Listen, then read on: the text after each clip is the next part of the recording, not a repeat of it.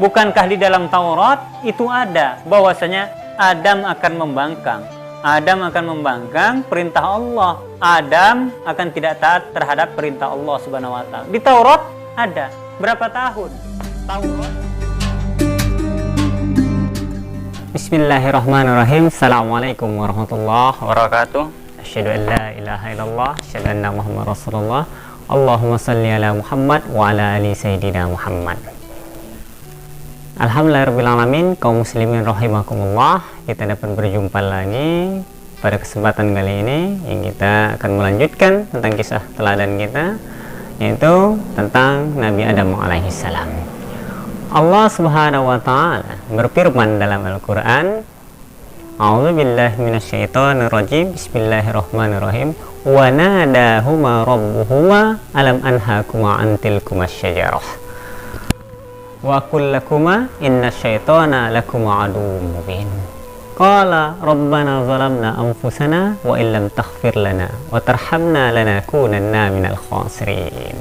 Qala ihbitu ba'dukum li ba'din adu wa lakum fil ardi mustaqarrun wa mata'un ilahin.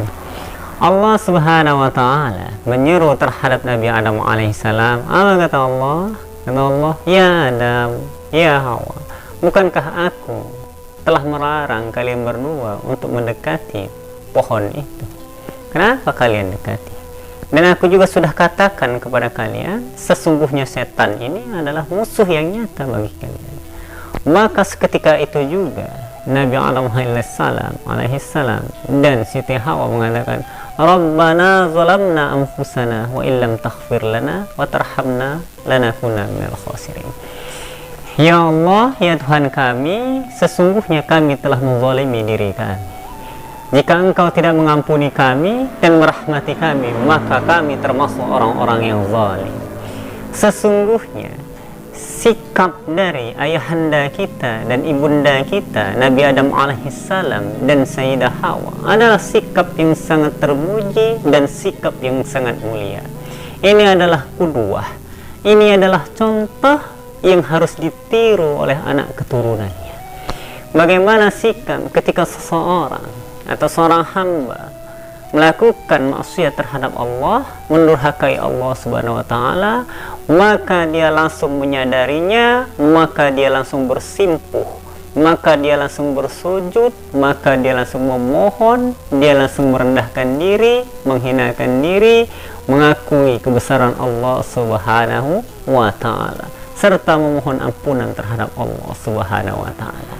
Andai kata sikap yang sangat luar biasa ini, sikap pengakuan terhadap dosa, sikap kelemahan sebagai hamba, sikap pengagungan terhadap Allah subhanahu wa ta'ala ini dilakukan atau ditiru, dicontoh oleh anak cucu Adam, maka insya Allah anak cucu Adam akan dalam kebaikan di dunia maupun di akhirat. Maka setelah itu Allah subhanahu wa ta'ala berfirman, qala ihbitu ba'dukum li ba'din adu wa lakum fil ardi mustaqarrun wa mata'un ilaih. Allah perintahkan kepada mereka, yaitu Nabi Adam alaihissalam, kepada Sayyidah Hawa dan kepada iblis untuk turun ke muka bumi ketika itu. Kemudian Allah perintahkan juga, dalam riwayat lain menyesertakan bahwasanya iblis beserta ular turun ke muka bumi.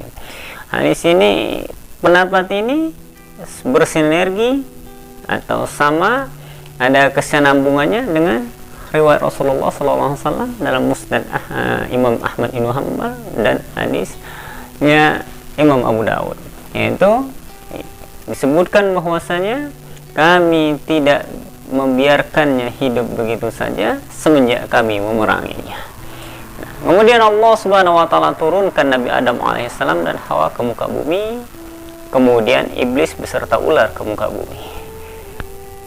Ketika ini diriwayatkan oleh Al-Hafiz Ibnu Asakir, diriwayatkan ketika Nabi Adam alaihissalam dan Sayyidah Hawa akan turun ke bumi, maka Allah perintahkan kepada dua malaikat untuk mengantar Nabi Adam alaihissalam sampai di pintu surga. Maka malaikat Jibril menanggalkan mahkota Nabi Adam alaihissalam Sedangkan malaikat Mikail memasangkan, menggantinya dengan karangan bunga, kemudian mengalungkan ranting-ranting dari pepohonan surga. Sehingga Nabi Adam alaihissalam mengira ketika itu hukumannya dipercepat. Kemudian dia menundukkan kepalanya seraya berkata, ampunilah, ampunilah. Kemudian Allah Subhanahu wa taala menegurnya, ya Adam, apakah engkau akan lari dariku? Maka kata Nabi Adam alaihissalam, tidak wahai Allah, hanya saja aku malu terhadapmu. Kemudian Al-Hafiz Ibn Asakir juga meriwayatkan bahwasanya Nabi Adam alaihissalam itu tinggal di muka bumi 100 tahun lamanya. Ada juga pendapat lain mengatakan itu cuma 60 tahun. Sedangkan Nabi Adam alaihissalam menangis selama 70 tahun karena terusir dari surga, dan 70 tahun menangis karena mengingat dosanya.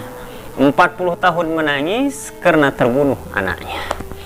Dan Nabi Adam alaihissalam serta Hawa diturunkan ke muka bumi. Iblis juga diturunkan ke muka bumi beserta ular.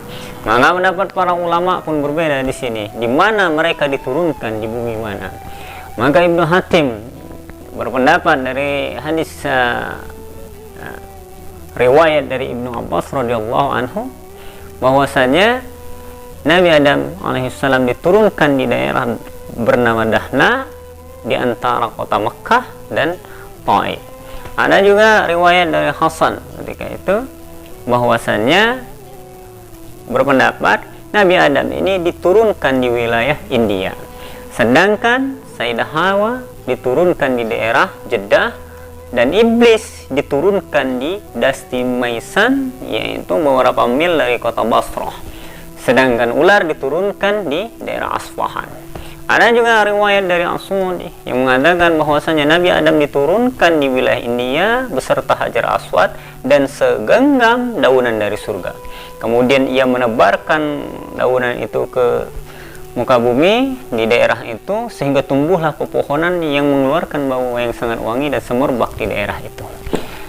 Sedangkan riwayat terakhir dari Sayyidina Umar Ibn Khattab radhiyallahu anhu bahwasanya berpendapat Nabi Adam diturunkan di daerah Safa, sedangkan Sayyidah Hawa diturunkan di Marwah.